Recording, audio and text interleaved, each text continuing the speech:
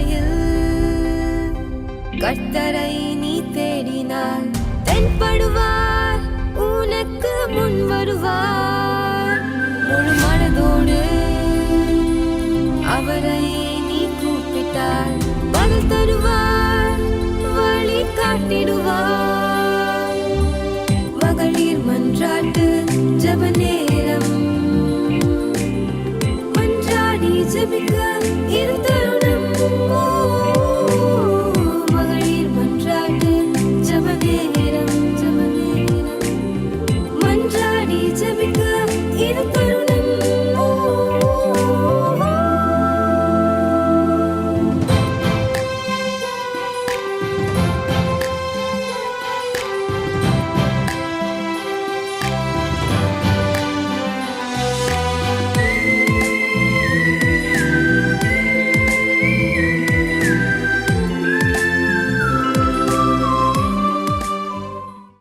கர்த்தரும் அருமை இரட்சகருமாகிய இயேசு கிறிஸ்துவின் நாமத்தினாலே உங்கள் அனைவரையும் வாழ்த்தி வரவேற்கிறேன். இந்த அதிகாலை வேளையிலே உங்களை எல்லாம் பார்ப்பதில் மிக்க மகிழ்ச்சி அடைகிறேன். இந்த நாள் கர்த்தர் தந்த நாள். நமக்கு கடந்த இரவெல்லாம் நம்மை பாதுகாத்து நல்ல சுகத்தோடு பலத்தோடு எல்லா தீமைகளுக்கும் விக்கினங்களுக்கும் பயங்களுக்கும் விலக்கி பாதுகாத்து இந்த புதிய நாளை நமக்கு தந்தாரே, அவரை நன்றியோடு ஸ்தோத்திரிப்போமா. மனமகிழ்ச்சியோடு எவ்வளவு ஒருவேளை உங்களுடைய இருதயத்தில் பல பாரங்கள் கவலைகள் அழுத்தி கொண்டிருக்கலாம், பல வேதனைகள் நோய்கள் உங்களுடைய இருதயத்தில் சரீரத்தில் இருந்துட்டு இருக்கலாம். ஆனால் அது எல்லாவற்றையும் மறந்து ஆண்டவரே இந்த நாளை எங்களுக்கு தந்தீங்களேன்னு சொல்லி கர்த்தருடைய சமூகத்தில் வந்திருக்கிற ஒவ்வொருவரும் கர்த்தருடைய முகத்தை நோக்கி பார்ப்போமா. இந்த நாள் நமக்கு ஒரு ஜெயத்தின் நாள். ஜெய கிறிஸ்து நம்மோடு கூட இருந்து நம்மை வழி நடத்த போகிறார். உண்மையாகவே நீங்க விசுவாசிக்கும் போது கர்த்தர் அப்படியே உங்கள் வாழ்க்கையில ஜெய கிறிஸ்துவாய் முன் சென்று எல்லாவற்றையும் ஜெயமாய் நடத்த போதுமானவராய் இருக்கிறார். அருமையானவர்களை எல்லாரும் கர்த்தரை நோக்கி பார்ப்போமா. ஹல்லேலூயா ஹல்லேலூயா. ஜெய கிறிஸ்து முன் செல்கிறார், ஜெயமாக நடத்திடுவார்.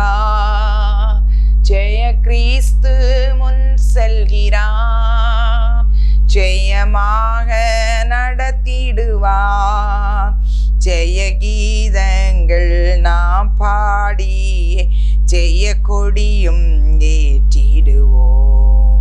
ஜெயம் அல்லேலூயா அவர் நாமத்திற்கே பாடுவோம். ஜெயம் அல்லேலூயா அவர் நாமத்திற்கே. தாய் மறந்தாலும் நான் மறவேன், தீக்கற்றோராய் விட்டு விடேன். என் உரைத்தம்மை தேற்றுகிறார், என்றும் வாக்கு மாறிடாரே, என்றும் வாக்கு மாறிடாரே. ஜெய கிறிஸ்து முன் செல்கிறார், ஜெயமாக நடத்திடுவார். ஜெய கிறிஸ்து முன் செல்கிறார், ஜெயமாக நடத்திடுவார். ஜெய கீதங்கள் நாம் பாடியே ஜெய கொடியும் ஏற்றிடுவோம். ஜெயம் அல்லேலூயா அவர் நாமத்திற்கே, ஜெயம் அல்லேலூயா அவர் நாமத்திற்கே. சத்ருவின் கோட்டை தகர்ந்தொழிய சத்தியம் நித்தியம் நிலைத்தோங்க. சாத்தானின் சேனை நடுங்கிடவே துதி சாற்றி ஆர்ப்பரிப்போம், துதி சாற்றி ஆர்ப்பரிப்போம். ஜெய கிறிஸ்து முன் செல்கிறார், ஜெயமாக நடத்திடுவார். பாடும். ஜெய கிறிஸ்து முன் செல்கிறார், ஜெயமாக நடத்திடுவார். ஜெய கீதங்கள் நாம் பாடியே ஜெய கொடியும் ஏற்றிடுவோம். ஜெயம் அல்லேலூயா அவர் நாமத்திற்கே, ஜெயம் அல்லேலூயா அவர் நாமத்திற்கே. ஜெயம் அல்லேலூயா அவர் நாமத்திற்கே, ஜெயம் அல்லேலூயா அவர் நாமத்திற்கே. ஜெயம் அல்லேலூயா அவர் நாமத்திற்கே, ஜெயம் அல்லேலூயா அவர் நாமத்திற்கே. அல்லேலூயா தேவன் ஜெய கிறிஸ்து, ஜெய வேந்தர், நமக்காக சிலுவையில வெற்றி சிறந்தவர். இந்த காலை வேளையில அவரை நாம் ஆராதித்து கொண்டிருக்கிறோம். அல்லேலூயா, அல்லேலூயா. அவரை ஒரு நிமிடம் ஆராதிப்போமா? அல்லேலூயா. ஆராதனை உமக்கு, ஆராதனை, ஆராதனை உமக்கு, ஆராதனை, ஆராதனை உமக்கு, ஆராதனை, ஆராதனை உமக்கு, ஆராதனை. முழு உள்ளத்தோடு நாம் ஆராதிக்கும் போது உண்மையாகவே அவருடைய இன்ப பிரசன்னத்தை நாம் உணர முடியும். பிரியமானவர்களே, இந்த நாள்ல என்னென்ன காரியங்களோடு இந்த இடத்துல நீங்க காணப்பட்டாலும் முழு உள்ளத்தோடு அவரை ஆராதிப்போம். ஒரு ஸ்தோத்திரம் சொல்லும் பொழுதோ உள்ளத்தின் ஆழத்திலிருந்து அவரை துதிப்போமா, அவரை ஆராதிப்போமா. அவர் உள்ளத்தை பார்க்கிற தேவன். உண்மையாய் தம்மை நோக்கி கூப்பிடுகிற யாவருக்கும் உண்மையாய் செவி கொடுக்கிற தேவன். பிரியமானவர்களே, இந்த கால வேளையில முழு உள்ளத்தோடு அவரை ஆராதிக்கும்படியாய் உங்கள் ஒவ்வொருவரையும் அன்பாய் கேட்டுக்கொள்கிறேன். ஆராதனை உமக்கு, ஆராதனை, ஆராதனை உமக்கு, ஆராதனை, ஆராதனை உமக்கு, ஆராதனை, ஆராதனை உமக்கு, ஆராதனை, ஆராதனை உமக்கு, ஆராதனை, ஆராதனை உமக்கு, ஆராதனை. ஹல்லேலூயா,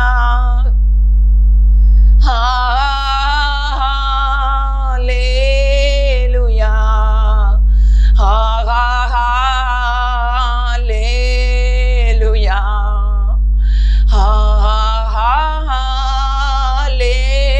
ஹல்லேலூயா, ஹல்லேலூயா,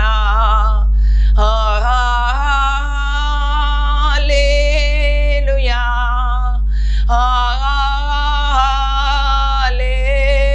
ஹல்லேலூயா, ஹல்லேலூயா. ஆமென். அப்பா, பாவிகளா எங்களையும் ஆண்டவரே உம்முடைய பிள்ளைகளாய் மாற்றினீரே. உம்மை ஆராதிக்கும் கிருபை எங்களுக்கு தந்தீங்களே. இந்த கால வேளையில உம்மை மனதார ஸ்தோத்திரிக்கிறோம் அப்பா, ஸ்தோத்திரிக்கிறோம் ராஜா. இந்த புதிய நாளை எங்களுக்கு நீ காணும்படி செய்தீரே, உமக்கு நன்றி அப்பா, நன்றி. இந்த வேளையில உம்முடைய கரங்களை ஒப்பு கொடுக்கிறோம். எங்களை இந்த நிகழ்ச்சியிலே ஆண்டவரே பங்கேற்கிற ஒவ்வொரு பிள்ளைகளையும் நீ கண்ணோக்கி பாருமப்பா. எந்த சூழ்நிலையில இருந்து கொண்டு உம்மை ஆராதிக்கிறாங்க என்பதை நீர் பார்க்கிறீரப்பா. இந்த நாள் பிள்ளைகளுக்கு ஆசீர்வாதமாய் மாறட்டும் ஆண்டவரே. தொடர்ந்து மீதியான நேரத்தை ஆவியானவர் கரங்கள்ல எடுத்து நீர் நடத்தும் அப்பா. எங்களை மறைத்து கொள்கிறோம், நீர் வெளிப்படுவீராக. தாழ்த்தி ஒப்பு கொடுக்கிறோம் இயேசுவின் நாமத்தில் பிதாவே, ஆமென், ஆமென். அருமையானவர்களே, இந்த நாளிலும் ஒரு பகுதியை தியானித்து விட்டு மறுபடியும் ஜெபிக்க போகிறோம். எடுத்துக்கொண்ட வேத பகுதி நீதிமொழிகள் 21:31. குதிரை இத்தனை நாளுக்கு ஆயத்தமாக்கப்படும், ஜெயமோ கர்த்தரால் வரும். குதிரை இத்தனை நாளுக்கு ஆயத்தமாக்கப்படும், ஜெயமோ கர்த்தரால் வரும். பாருங்க, இந்த வசனம் எல்லாருக்கும் தெரிஞ்ச ஒரு பகுதி தான், யாருக்கும் தெரியாதுன்னு சொல்ல முடியாது. அதிகமாக படிக்கிற பிள்ளைங்க, காலேஜுக்கு போகிற பிள்ளைங்களுக்கு எக்ஸாம் டைமில் இந்த வசனத்தை நம்ம அதிகமாக பயன்படுத்துவோம் இல்லையா? எல்லாரும், நானும் பயன்படுத்தி இருக்கிறேன். பாருங்க, இந்த வசனம் எல்லாரும் பயன்படுத்துகிற ஒரு வசனம். பாருங்க, இந்த வசனத்துல ஒரு விலங்கு நம்ம குறிப்பிட்டிருக்கு. எந்த விலங்கு? குதிரை. இந்த குதிரையை பார்த்தோம்னா, குதிரை எல்லா விலங்குகளை விடவும் மிகவும் வேகமாய் ஓடக்கூடிய ஒரு வல்லமை உடையது இல்லையா? அந்த குதிரைக்கு வேகமாக ஓடக்கூடிய திறனை ஆண்டவர் தான் கொடுத்திருக்கிறாரு. நம்முடைய தேவன் தான் எல்லாவற்றையும் சிருஷ்டித்தவர், சிருஷ்டிகர். அவர் தான் அதற்குள்ள ஒரு திறனை கொடுத்து எல்லாவற்றை காட்டிலும் வேகமா ஓடுகிற ஹார்ஸ் பவர்ன்னு சொல்லுவாங்க. வேகமா அந்த சில இன்ஜின்ல எல்லாம் எழுதி வச்சிருப்பாங்க.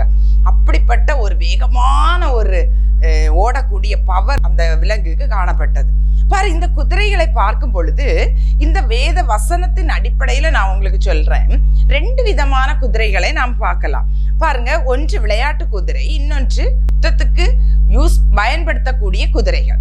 பாருங்க, விளையாட்டு குதிரைகளை நாம் எடுத்துக்கொண்டா நம்ம கன்னியாகுமரியில எல்லாம் பிள்ளைகளை எடுத்து உட்கார வச்சு விளையாட்டுவதற்கு பயன்படுத்துவாங்க. அது நல்ல கொள்ளு நல்லா இருக்கும், அதை வச்சு போட்டோ எடுப்பாங்க, அதுக்காகவே யூஸ் பண்ணுவாங்க.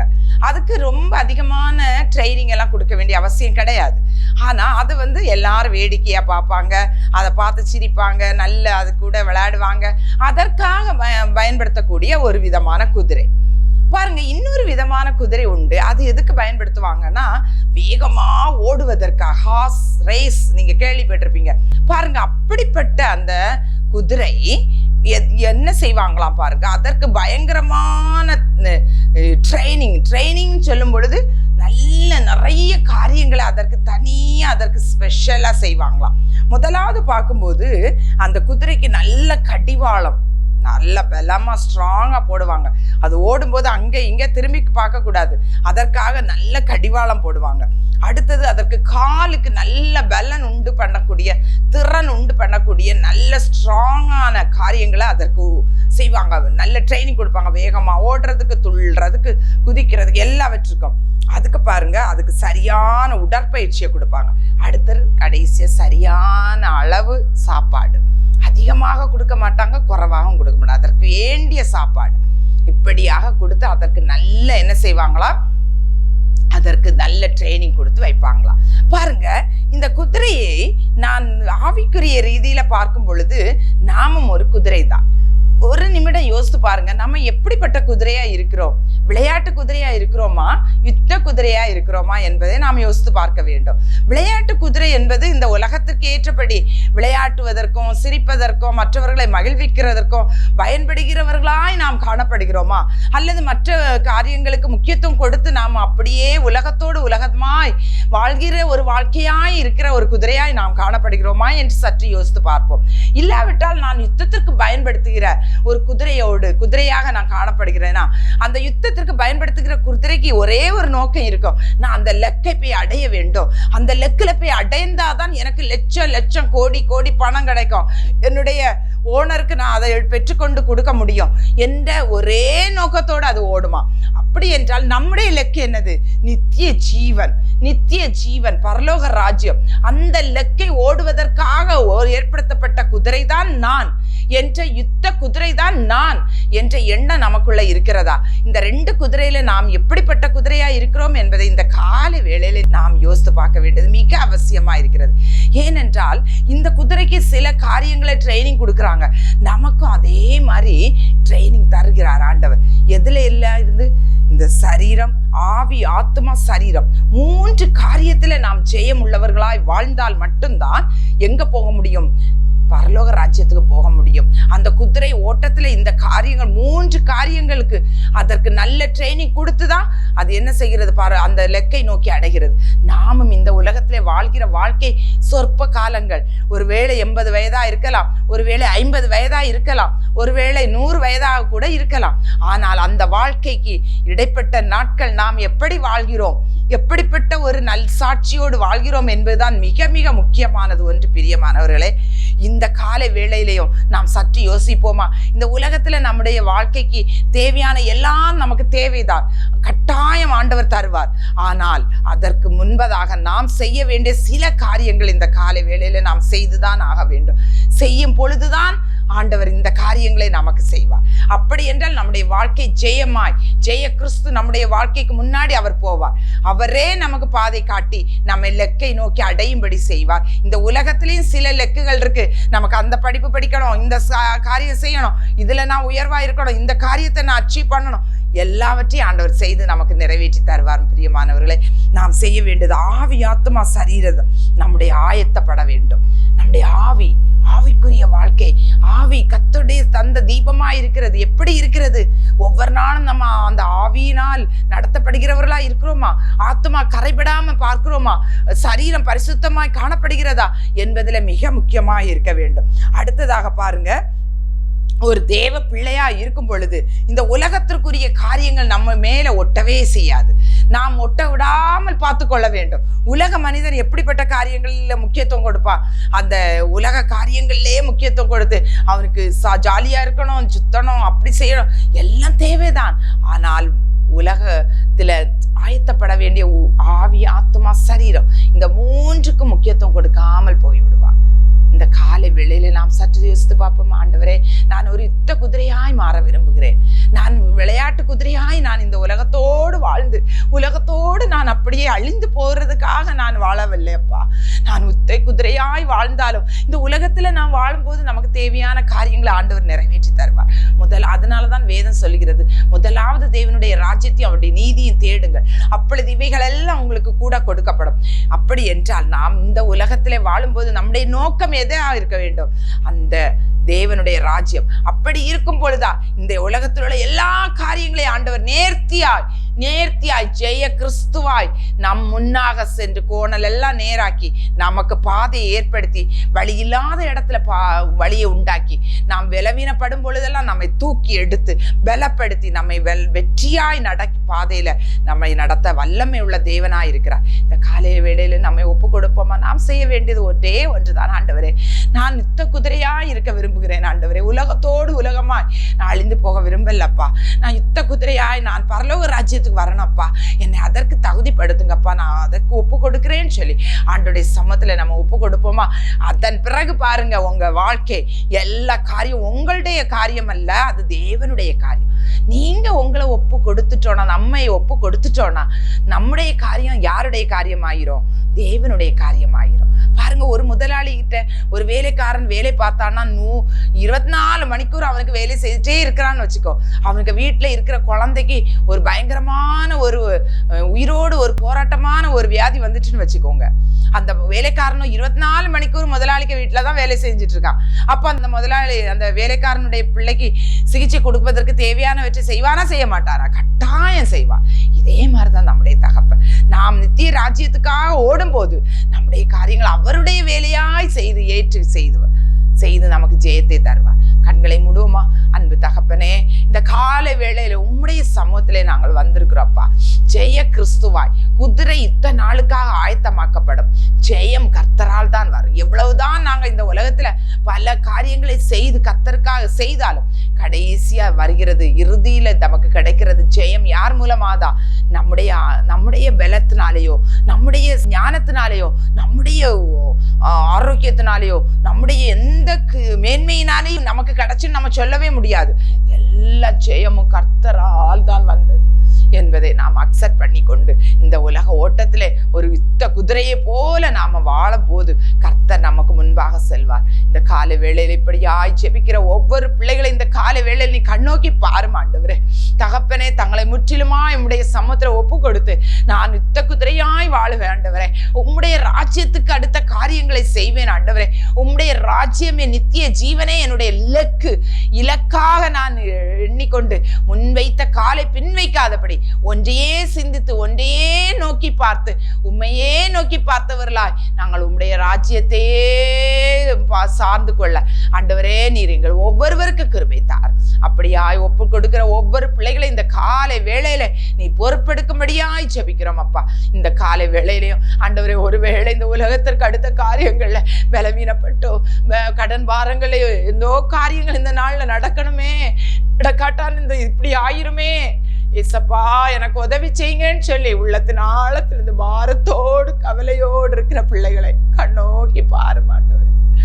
அப்பா, உலகத்திலே எங்களுக்கு உபத்திரவங்கள் உண்டு, ஆனாலும் திடன் கொள்ளுங்கள், நான் உலகத்தை ஜெயித்தேன்னு சொன்ன உம்முடைய வாக்கு தத்தம் மாறாத வார்த்தை இந்த காலை வேளையில ஒவ்வொருவர் மேலே இறங்குவதாக உம்முடைய கரம் ஒவ்வொருவரையும் காத்து கொள்ளட்டும் அப்பா. இந்த நாள்ல பிள்ளைகள் ஒவ்வொருவரையும் நீர் ஆசீர்வதிக்கிறபடியால் ஸ்தோத்திரம்.